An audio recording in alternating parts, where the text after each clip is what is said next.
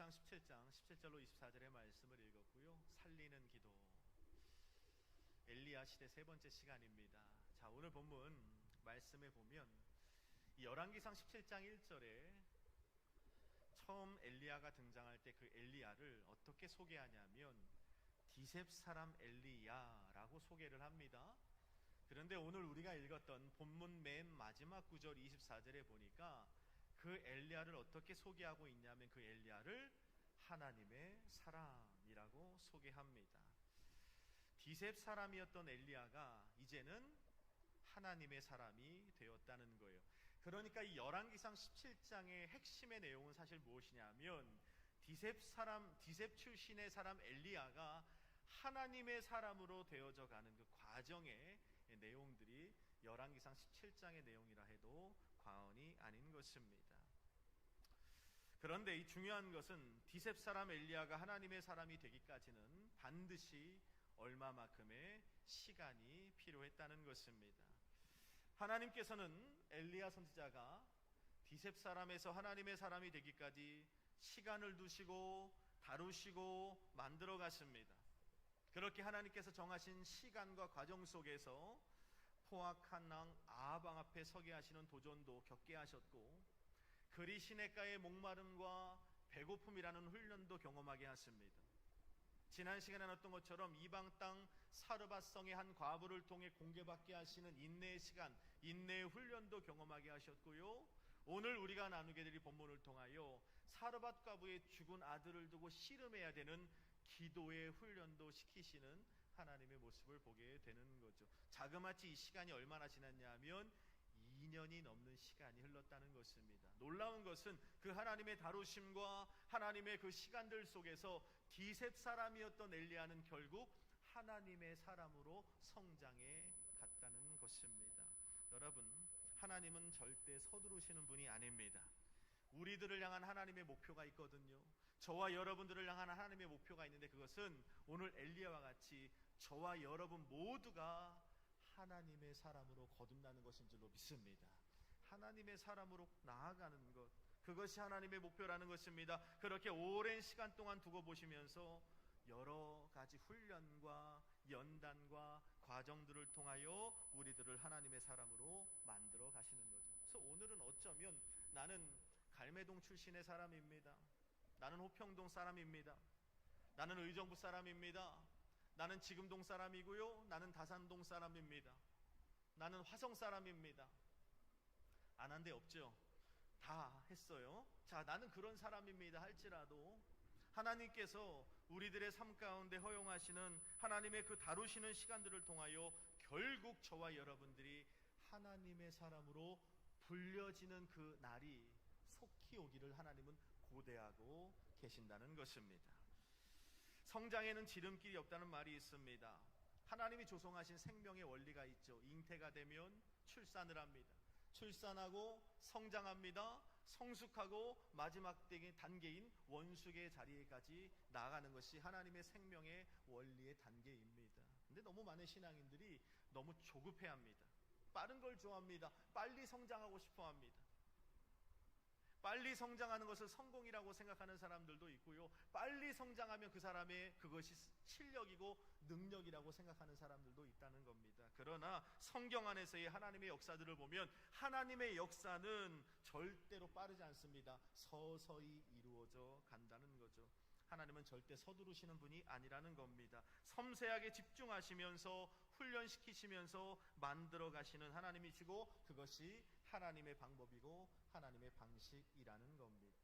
그래서 오늘 저와 여러분들도 어떻게 되고 있습니까? 지어져 가고 있는 거예요. 만들어져 가고 있는 거예요. 어떻게요?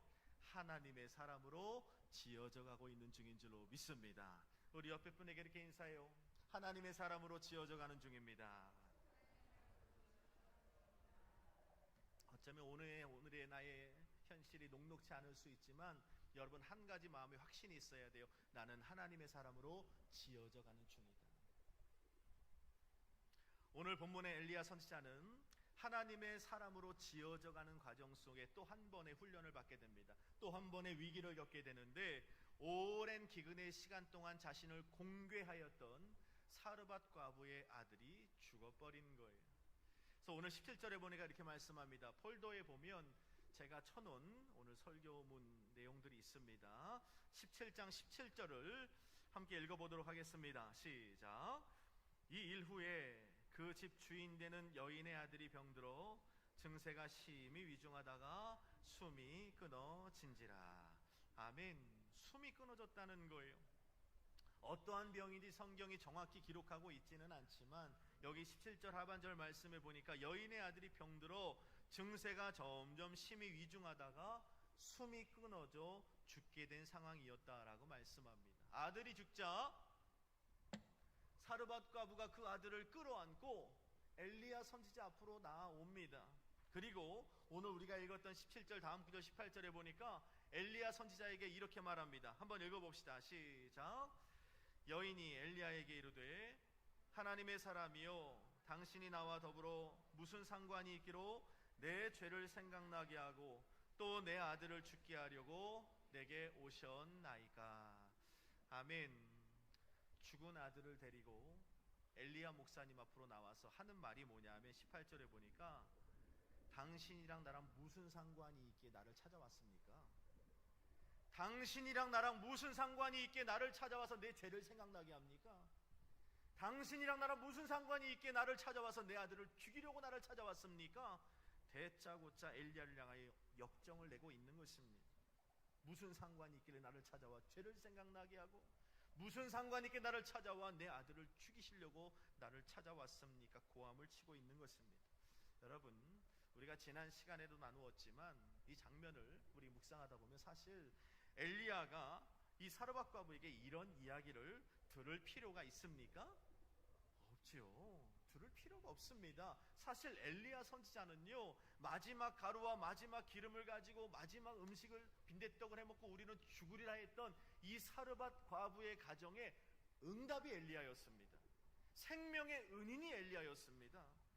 하나님께서 엘리야 선지자를 그 딸에게 보내셔서 기름에 병이 다하지 아니하고 곡식의 가루통이 없어지지 않게 하시는 하나님의 특별한 공급하심을 통하여 오늘 저들은 살아가고 있거든요. 생명의 은인이 엘리야입니다. 그런데 그 엘리야 선지자를 통해 하나님의 특별한 공급하심의 축복을 누리고 있음에도 불구하고 아들이 죽으니까, 병든 아들이 죽어버리니까 원망의 대상을 찾다가 엘리야를 찾아와 지금 원망하고 있는 것입니다. 제가 상담학을 공부할 때 사람이 어떤 생각하지 않은 고난이 찾아오고 감당하기 어려운 고난이 찾아오면 그 사람에게 나타나는 세 가지 반응이 있어요. 첫 번째 무엇이냐면 부정입니다. 아닐 거야. 아유, 아닐 거야. 이 또한 금방 지나갈 거야. 괜찮을 거야 라고 반응을 합니다. 그 단계가 넘어가면 두 번째 어떻게 되냐면 원망입니다. 왜 내가 이런 고난을 당해야 되는데, 왜 내가 이런 시련을 당해야 되는데, 왜 나만 겪는 고난이냐고, 왜 나만 겪는 슬픔이냐고 원망을 합니다. 그리고 세 번째 단계는 뭐냐면 전가입니다. 누군가에게 이 문제의 원인을 찾아서 전가시키고 싶은 거예요. 아이고, 내가 저 인간을 만나서 내가 이렇게 고생을 하고 산다. 제가 청소년, 대학 청년들 만나서 상담해도 보면 우리 아이들의 가장 큰 상처가 뭐냐면 부모님입니다. 내가 부모를 잘못 만났어요. 내가 진짜 흙수저만 아니었으면 저도 마찬가지. 우리 부모님만 잘 만났으면 제가 오늘 어디가 있을지 몰라. 할렐루야. 아무도 동의를 안 하시지만 그렇다는 겁니다. 누군가에게 전가를 해야 그나마 수용이 되고 마음이 풀리거든요. 그래서 끊임없이 문제의 원인을 찾아서 쏟아내고 있는 겁니다. 오늘 사르밧 과부가 그런 거예요. 아들이 죽었어요. 쏟아내야만 하는 겁니다. 이 문제의 원인을 찾아내야 되는데 그때 눈앞에 목사님이 계셨던 거예요. 목사님이랑 나랑 무슨 상관이 있다고? 왜 나를 찾아와서 내 죄 생각나게 하고, 목사님이 왜 날 찾아와서 내 아들을 죽이시려고 날 찾아왔습니까? 사실 엘리야는 이런 이야기를 들을 필요가 없는 사람이거든요. 그런데 이것은요, 제가 말씀 묵상하며 드는 생각이지만 이런 사르밧 과부의 반응은 세상 사람들의 반응이라는 것입니다. 하나님의 사람들의 반응은 다릅니다. 하나님의 사람으로 거듭난 엘리야 선지자의 반응이 어떻습니까? 그 여인이 엘리야 목사님을 찾아와 윽박지르고 분노를 쏟아내고 왜 나를 찾아와서 내 죄를 생각나고 내 아들을 죽였습니까? 라고 원망불평하지만 엘리야의 반응이 어떻습니까? 오늘 본문을 우리가 읽어보니까 엘리야는 그 사르밧성 과부의 원망 앞에서 어떻게 해요? 침묵하더라는 거예요. 침묵합니다. 반응하지 않아요. 과부의 원망과 불평의 말에도 어떤 대꾸도 하지 않습니다. 충분히 함께 따지고 다투고 화를 내고 캐물을 수 있는 그런 입장과 상황이었지만 엘리야 목사님은 끝까지 그 여인 앞에 침묵합니다. 침묵해요. 왜 그렇습니까? 엘리야는 디셉 사람이 아니라 하나님의 사람이었기 때문입니다. 하나님의 사람이었기 때문입니다. 하나님의 사람 엘리야는 이 당면한 상황 속에서 뭔가 깨달아요. 이 문제 속에 하나님의 개입하심을 믿는 거예요. 아, 하나님이 나를 또 다뤄가시는구나. 이 고난 앞에서, 이 말도 안 되는 상황 앞에서 하나님이 또 나를 만들어 가고 계시는 중이구나. 하나님이 이루어 가실 일들이 있구나 라고 생각을 합니다. 그리고 엘리야는 끝까지 침묵하다가 20절에 가서 이렇게 반응을 합니다. 자, 20절 한번 같이 읽어볼까요? 20절입니다. 시작. 여호와께 부르짖어 이르되 내 하나님 여호와여, 주께서 또 내가 우거하는 집 과부에게 재앙을 내리삼 그 아들이 죽게 하셨나이까. 아멘. 사르밧 과부 앞에서 끝까지 침묵하던 엘리야가, 그 하나님의 사람 엘리야가 어떻게 합니까? 하나님 앞에 가서 입을 엽니다. 하나님 앞에 가서 입을 열어요. 그리고 어떻게 합니까? 여호와께 부르짖어 이르되. 할렐루야. 따라합시다. 여호와께 부르짖어 이르되.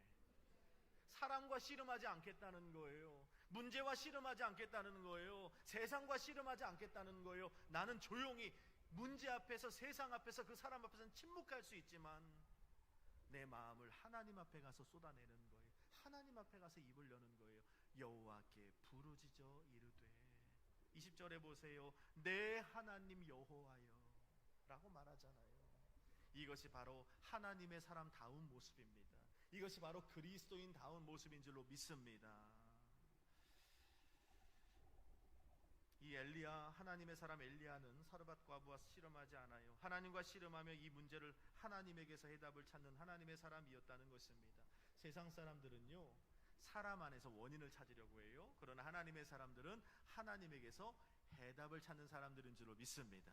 제가 요즘에 사무엘상을 묵상하고 있는데 사무엘상 30장 말씀에 보면 다윗이 이 사울의 핍박을 피해서 블레셋으로 망명을 합니다. 더 이상 사울이 추격하지 않아요. 근데 문제가 생기죠. 이 블레셋 왕 아기스가 이스라엘과 전쟁을 벌이겠다는 거예요. 그래서 다윗을 끌어다가 너도 이 전쟁에 참여를 해야 된다라고 말하니 다윗이 훗날 이스라엘 왕이 될 사람인데 내 백성들과 싸워야 되는, 말도 안 되는 아주 곤란한 상황에 서게 됩니다. 근데 하나님의 도우심을 통하여서 아기스 왕을 통하여 다시 다윗을 이 전쟁에 참여시키지 않고 그가 머물고 있던 그일라 성읍으로 돌려보냅니다. 그렇게 자신을 따르는 군사들을 데리고 그일라 성읍으로 돌아왔는데 문제는 그일라 성읍에 딱 돌아왔더니 어떻게 됐어요? 그일라 성읍이 다 불타 없어졌고 아낙네들과 내 사랑하는 자식들을 다 아말렉 족속이 포로로 끌고 가버렸습니다. 그러니까 그 모습을 보았던 다윗을 따라갔던 청년들이 분노하기 시작해요. 괜히 다윗을 따라가서, 괜히 다윗 편에 서갖고 내가 이게 무슨 꼴이야 하고 어떻게 되냐면 이 사무엘상 3장 말씀 보면 돌을 들어서 다윗을 쳐 죽이려고 합니다. 그런데 놀라운 것은 돌을 쳐 죽이려고 하는 그 다급한 상황 가운데 다윗의 반응이 정말 멋집니다. 역시 다윗은 하나님의 사람이었습니다.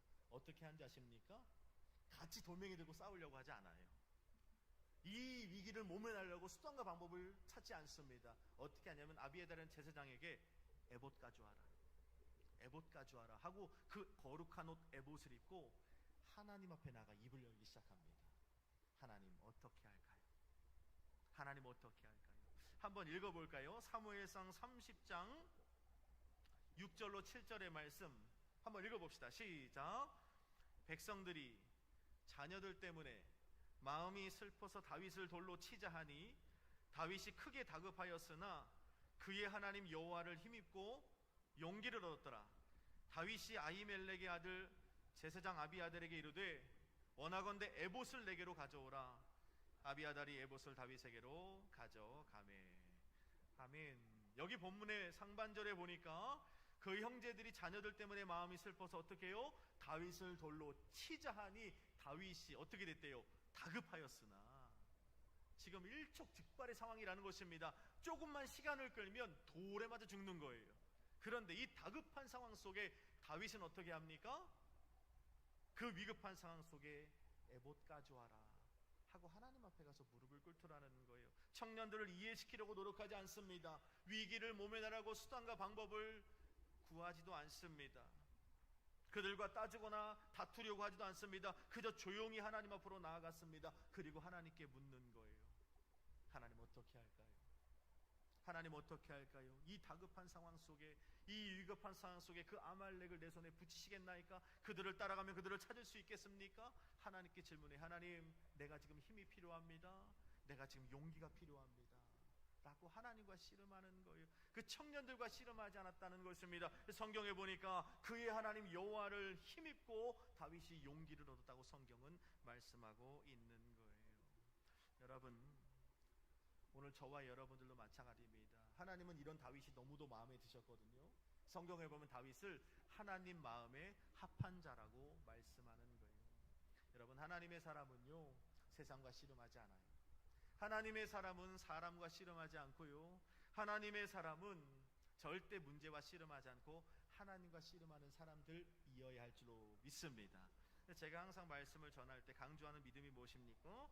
사람이 나를 억울하게 만들어도 위로는 하나님으로부터, 사람이 나를 손해보게 만들어도 보상은 하나님으로부터, 저 사람이 나를 눈물나게 만들어도 그 눈물을 닦아주실 분은 저 사람이 아니라 하나님께서 내 눈물을 닦아주신다.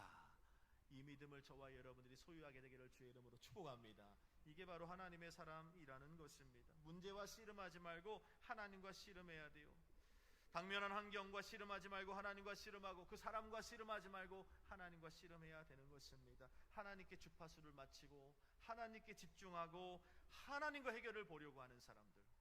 엘리야는 그랬어요. 와서 말도 안 되는 것으로 내게 역정을 부리고 왜 나를 찾아와서 원망하고 불평하며 내 아들을 죽였습니까 하는 그 사르밧 과부 앞에 침묵합니다.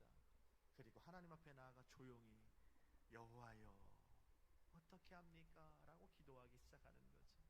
하나님과 씨름했던 이 하나님의 사람 엘리야의 기도가 어떻게 되었습니까? 그 다음 구절 22절에 보니까 이렇게 말씀합니다. 22절 함께 읽도록 하죠. 시작. 여호와께서 엘리야의 소리를 들으심으로 몸으로 돌아오고 살아난지라. 아멘. 여러분, 엘리야가요, 이 여인과 씨름하지 않고 하나님 앞에 나아가 하나님과 씨름했더니 하나님이 엘리야의 기도를 들으셨다는 거예요. 하나님이 기도를 들으시면 어떻게 돼요? 맨 밑에 살아난지라. 여러분, 하나님의 사람은요, 하나님이 들으시는 기도를 할 줄 아는 사람들입니다. 하나님이 들으시는 기도하는 사람들에게 어떤 역사가 나타나요? 살아나는 역사가 나타날 줄로 믿습니다. 그러니까 오늘 저와 여러분들이 어떤 기도를 해야 돼요? 하나님이 들으시는 기도를 해야 돼요. 하나님이 들으시는 기도를 하면 살아난다는 거죠. 백날을 기도해도 하나님이 들으시는 기도를 하지 않으면 살아나는 역사가 일어날 수 없다는 거예요. 하나님이 들으시는 기도. 하나님이 안 들으시는 기도는 어떤 기도일까? 성경에 보면 마음 없는 기도, 믿음 없는 기도, 형식 같은 기도, 또 이사야서 말씀해 보니까 죄 가운데 드리는 기도, 그 죄가 너와 내 사이를 가로막아 네 기도를 들을 수 없게 되었다고 성경은 말씀합니다. 욕정으로 구하는 기도, 육신의 소욕을 따라 구하는 이 모든 기도들은 하나님께서 들으시는 기도가 될 수가 없다는 거예요. 자, 그렇다면 하나님이 들으시는 기도는 어떤 기도일까? 이것을 엘리야를 통해서 배워보자는 거죠. 시간 관계상 오늘 할 수 있는 데까지만 해보겠습니다. 우선 세 가지입니다. 첫 번째는 어떤 기도냐면 중보의 기도. 따라합시다. 중보의 기도. 두 번째 골방의 기도. 세 번째 부르짖는 기도. 이 세 가지를 마음판에 새긴 여러분 되길 바랍니다. 이 세 가지가 하나님이 들으시는 기도예요. 중보의 기도, 골방의 기도, 부르짖는 기도. 이 기도를 하나님이 들으십니다. 하나님이 들으시면 어떻게 돼요? 오늘 성경에 보니까 살아난지라, 살아난지라. 첫 번째, 중보의 기도를 드릴 수 있는 저와 여러분 되길 바랍니다. 중보의 기도죠. 엘리야 선자의 기도는 중보의 기도였습니다. 사실 사르밧성 과부의 죽은 아들의 문제가 엘리야의 문제는 아니었잖아요. 사르밧 과부의 문제입니다. 사르밧성 과부의 가정의 문제였습니다. 그런데 엘리야는 어떻게 하십니까? 죽은 아이를 자신의 처소로 끌고 올라갑니다. 자신의 침소에 눕힙니다. 침대에. 그리고 어떻게 해요? 선지자임에도 불구하고 율법에 의하면 선지자나 제사장들은 죽음을 가까이 하면 안 됩니다. 율법이 안 된다고 했어요. 그건 율법을 어기는 일입니다. 부정한 일이에요. 불결해집니다. 그럼에도 불구하고 그 죽은 아이 위에 3번이나 엎드립니다. 그리고 어떻게 해요? 여호와께 부르짖어 이르되 이 아이의 혼이 돌아오게 해달라고 하나님께 눈물 뿌려 기도하는 거죠. 내 문제가 아님에도 불구하고 내 처소로 돌아와 내 침상에서 자신의 일마냥 울부짖어 기도하는 것입니다. 하나님께서 엘리야 선지자의 그 기도를 외면하지 않으셨습니다. 엘리야가 중보의 기도를 할 때 어떤 일이 벌어집니까? 그 아이가 살아난 줄로 믿습니다. 여러분, 중보의 기도는 살리는 역사를 담고 있다는 걸 우리는 잊지 말아야 됩니다. 성경에서 죽은 사람이 살아나게 되는 첫 기적이 잊지 마세요. 엘리야의 중보 기도를 통해서 일어났다는 걸 우리는 주목해 볼 필요가 있다는 거예요. 죽은 사람이 살아나는 기적이 무엇을 통하여? 중보 기도를 통하여. 여러분, 중보하는 저와 여러분 되길 바랍니다. 하나님의 사람들은 중보 기도해야 돼요. 우리 교회를 끌어안고 내가 죽으면 죽으리라 하고선 기도하는 한 사람만 있다면 우리 순복음 성령의 교회는 희망이 있는 거예요. 여러분들의 가정에 내 가정을 두고 몸부림치며 금식하며 눈물 뿌려 중보하는 한 사람만 있다면 그 가정에 소망이 있는 줄로 믿습니다. 여러분 일터 속에 회사가 사업이 다 기울어지고 있지만 그 안에서 눈물 뿌려 기도하는 그 중보자 한 사람만 있다면 그 직장과 사업장에 소망이 일어나게 될 것입니다. 살아나는 역사 일어날 줄로 믿습니다. 중보 기도는요, 하나님의 살리시는 기적의 씨앗을 이미 담고 시작하는 기도라는 걸 우리는 잊지 말아야 하는 거예요. 너무 많은 신앙인들이요, 중보 기도를 버거워합니다. 왜 그런가? 내 개인의 문제조차도 버겁다고 생각을 합니다. 내 기도하기도 부족해요.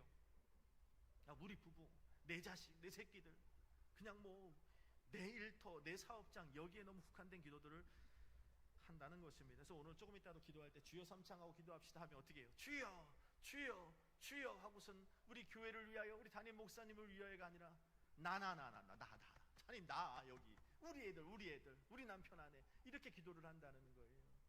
정말 하나님의 놀른 죽은 것들이 살아나는 역사는요, 중보 기도를 통해 일어난다는 걸 여러분이 잊지 않게 되기를 주님의 이름으로 축복합니다. 제가 가끔 청년들 만나서 오면 이런 실수들을 많이 해요. 문제가 있어요. 기도해 줄게. 이런 얘기 많이 해요, 안 해요? 기도해 줄게 해요, 안 해요? 그리고 기도해요, 안 해요?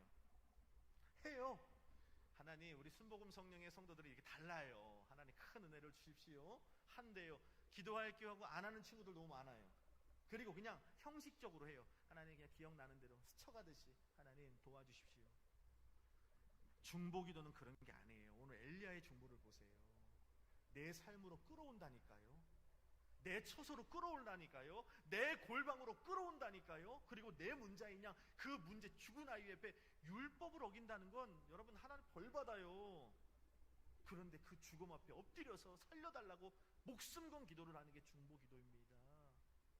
우리 가운데 이런 기도가 필요한 거예요. 그런 기도할 때 하나님의 놀라운 살리시는 역사가 일어날 줄로 믿습니다. 나팔관의 문제로 불임이 된 한 여집사님이 계셨어요. 20대 초반에 20살에 첫 딸을 낳고 21살쯤에 나팔관이 문제가 돼서 불임이 돼버렸대요. 얼마나 천천병력입니까? 큰 병원에 가서 진단을 했더니 더 이상 아이를 낳을 수 없습니다. 불임이 딱 판정이 나버렸어요. 그러니까 20대 초반의 이 집사님이 너무 괴로운 거예요. 하나님, 내 나이가 지금 20대 초반인데 벌써 태문을 닫으십니까? 하고 예배당에 나와서 그렇게 울면서 기도하는 거예요. 하나님, 이럴 수 없습니다. 이럴 수 없습니다. 근데 그 모습을 저 멀리서 지켜보고 있던 80의 권사님이 너무 마음이 아픈 거예요. 내 옛적의 모습이 기억나서 참을 수가 없는 거예요. 그래서 이 20대 초반의 여집사님이 교회 나올 때마다 끌어안고 기도하는 거예요. 하나님, 20대 초반인데 하나님 태문을 닫혔습니다. 딸을 낳아놓고 하나님 태문을 열어주옵소서 간절히 기도하는 거예요. 더욱이 첫째 아이를 딸을 낳아두었으니 이 시어머니가 대를 잇지 못하는 며느리라 그래서 그렇게 구박을 하는 거예요. 그러니까 이 20대 초반에 젊은 며느리가 너무 힘이 든 거죠. 이 권사님과 함께 작정으로 기도합니다. 근데 정말 이 80의 권사님이요, 얼마나 열심히 기도하는지 내일처럼 끌어안고 기도를 하는 거예요. 작정 기도를 했는데 몇 년을 기도했을까? 5년을 기도했대요. 내 기도도 아니고 교회 나오는 20대 초반의 집사님의 태문을 열어달라고 80의 권사님이 5년 작정 기도를 하셨대요. 그래가지고 5년 만에 하나님께서 어느 날 집사님이 배가 불러오네? 이게 살이 아닌 것 같은데 배가 점점 불러오네? 했더니 하나님이 태문을 열어주신 줄로 믿습니다. 태문을 열어주셨어요. 그래서 배가 점점 3개월, 6개월, 7개월, 8개월, 9개월에서 만삭이 딱 됐는데, 근데 문제가 생긴 거예요. 어떤 문제가 생겼느냐?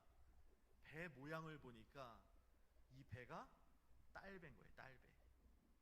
산모가 먹는 걸 보고 산모가 하는 행동이나 이 표현이나 보면 그 시절만 해도요, 지금처럼 이렇게 뭐 초음파에서 성별을 알 수 있는 시대가 아니었대요. 그래서 이 조산원에 다니는, 교회 안에 다니는 권사님들이 딱 배를 만져보고 산모가 먹는 것, 산모의 어떤 배 모양 보면 이게 아들인지 딸인지 알았대요. 그래 안 그래요? 그렇죠. 그랬대요. 이게 권사님들마다 보면서 아이고 딸이야 딸, 누가 봐도 딸이야 딸. 그러니까 이 여집사님이 어떻게 돼요? 자지러지는 거죠. 하나님, 5년 만에 태문을 열어주신 건 너무 고마운데 딸이 뭡니까? 딸이 이번에 딸 나면요 안 하느님만 못해요. 집에서 쫓겨납니다. 하나님 이럴 수 없어요 하고 하나님 앞에 가서 20대 집사님이 또 어떻게 해요? 또 작정 기도 시작했는데 이 권사님이 또야? 이번엔 뭔데? 딸이래요. 딸. 하나님 나 아들 주셔야 됩니다. 그래서 이 80이 넘은 권사님이 또 작정 기도를 시작하신 거예요. 어떻게? 그 기도 제목이 뭐였을까요? 아들로 바꿔주옵소서. 딸을 아들로 바꿔주옵소서. 이게 가능한 일입니까? 딸을 아들로 바꿔달라고요. 이 80이 넘은 권사님이요 기도해요. 나중에는 막달이 됐는데 야 안 되겠다, 다 딸이라고 하니까 이 20대 초반의 여집사님을 데리고 포천에 있는 한 기도원에 올라갑니다. 뭐 하자? 금식하자. 80이 넘은 할머님 권사님이 금식한다는 건 이건 목숨을 건 일입니다. 20대의 막달의 산모가 가장 좋은 것 먹고 영양을 보충해야 될 산모가 죽으면 죽으리라 하고 금식한다는 건 대단한 결심입니다. 그때부터 포천의 기도원에 가서 권사님과 함께 하나님이 응답하실 때까지 기도하자, 금식 기도를 시작합니다.